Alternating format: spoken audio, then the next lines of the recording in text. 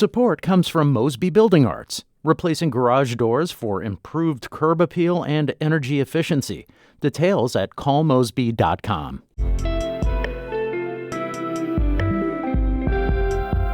From the St. Louis Public Radio Newsroom, this is The Gateway. It's Friday, June 13th. I'm Ala Kuziz. The price of earthquake insurance in Missouri's Bootheel has skyrocketed over the last 25 years. There are some possible government solutions to the problem, but the will to implement them is lacking. I think it's kind of out of sight, out of mind with people. More on insuring homes along the New Madrid Fault, coming up after this news on The Gateway. Over 100 people packed an auditorium in the Ville neighborhood last night for a committee hearing on a Board of Aldermen bill that would allocate $30 million for tornado relief. St. Louis Public Radio's Hiba Ahmed was there and brings us this report. The message was clear from the residents of North St. Louis. We want to rebuild. Justina Kramer is a North City resident who was displaced by the May 16 tornado. The key word is rebuild, because those of us who are rooted in this community want to stay in this community. I live in the city because I love the city. I was born, raised, reared, and taught by the city. The 4-hour hearing was held by the St. Louis Board of Aldermen to hear feedback on the bill, which the committee unanimously passed. It would allocate $30 million in RAM settlement money to address urgent needs.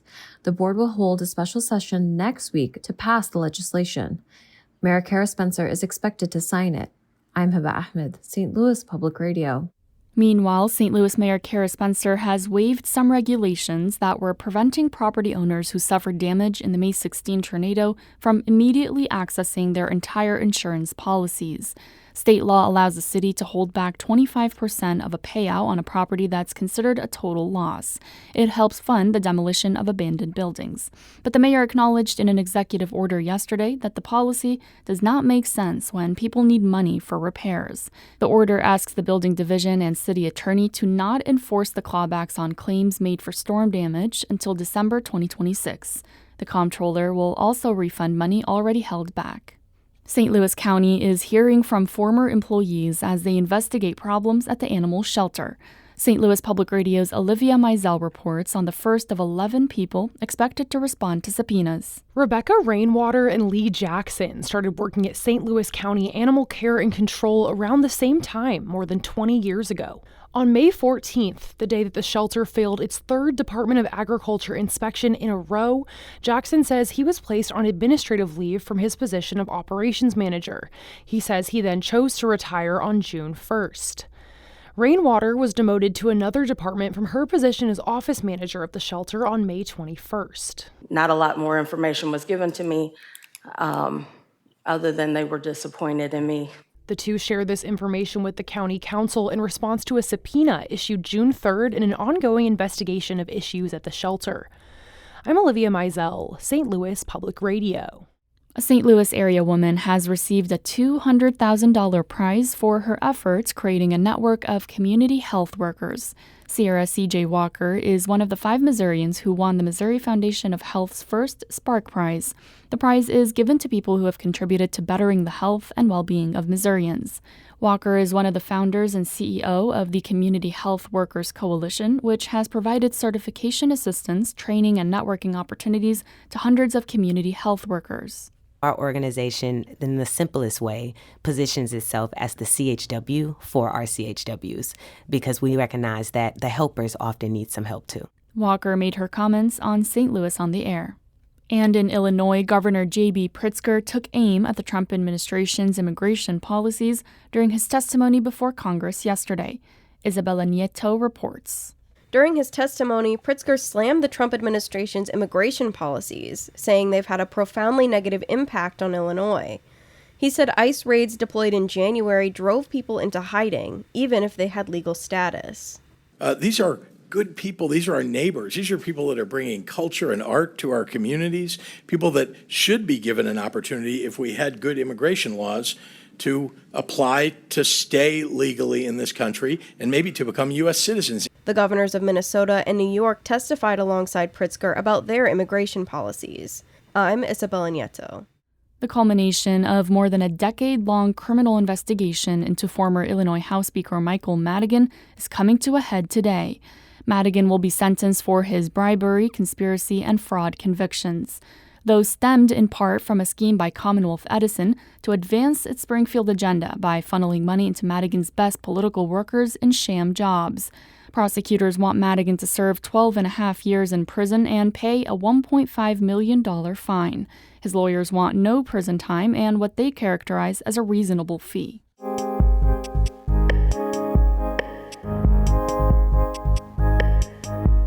If you lived in southeast Missouri in the year 2000, it would cost just $57 a year to insure your home against an earthquake. Today, it could cost more than $500. Harshawn Rottenpaul has more on why the price of earthquake insurance has outpaced inflation in Missouri's Bootheel. 25 years ago, when Jason Ginder started working as a sales agent for the Missouri Farm Bureau, adding earthquake protection to his clients' insurance coverage wasn't even a question, literally. When I first started, the rates were so low, I didn't even ask people. I just put it on their policy. And in the year 2000, over 60% of homes around the New Madrid seismic zone had earthquake insurance. Now, premiums are 8 times as expensive as they were back then, and only about 11% of homes have coverage. It's been 200 years since the last major earthquake hit New Madrid, so why have prices skyrocketed in just the last couple of decades? One cause is inflation. As construction costs rise, insurers need to keep more money in reserves to pay out claims. Those costs often get passed on to consumers. They want to make sure that even if an earthquake, like 1 in 100 years, or even 1 in 200 years earthquake happen, they can still stay, solvent. That's Hong Lee, an expert in actuarial science based at Canada's University of Guelph. Another reason for the high premiums is how insurers measure risk. It's really hard to estimate the risk of something as rare as New Madrid's earthquakes, but recent scientific advancements have painted a clearer picture. Here's Michael Powers, an insurance economist at Tsinghua University. The reason prices have gone up is that the models used by insurance companies, the statistical models, have become more reliable and more precise, and they found that they have to be more cautious. So cautious that they raise prices, which triggers a feedback loop. Here's how it works. When prices go up, some people drop their insurance policies to save money. Those people tend to have the lowest risk of damages to their home. But that means the client pool now has a higher proportion of high-risk clients, meaning that offering insurance is riskier. So the insurance company raises prices to make sure they have enough money in reserves to stay in business in the case of an earthquake, and the loop starts again. So what can be done? Powers and Lee say the government could step in by subsidizing insurance or creating a disaster fund. Or it could follow California's footsteps by forcing all companies that offer home insurance to also offer earthquake insurance, increasing the number of providers and bringing down costs. But Missouri's politics are quite different than California's. So many times when government gets involved, we tend to screw things up, just to be honest with you. That's Donnie Brown, the Republican state representative for New Madrid. He's also the town's former mayor, and his concern about government intervention embodies the feelings of many of his constituents. The earthquake is like, well, we haven't had a big one in 200 plus years, so, maybe that's never going to happen. I think it's kind of out of sight, out of mind with people. Still, he's worried about the insurance coverage gap and says he's open to supporting government solutions, like a tax break on insurance. But the political will might not be there.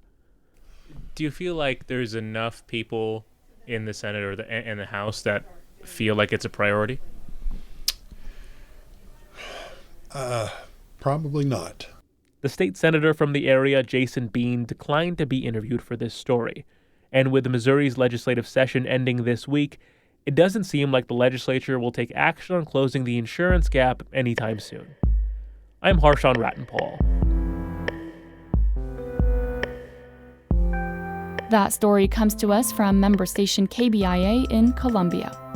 The Gateway is a production of St. Louis Public Radio, a listener-supported service of the University of Missouri St. Louis. Music is by Ryan McNeely of Adult Fur. I'm Arla Kuziz, and from the St. Louis Public Radio newsroom, thank you for listening to The Gateway.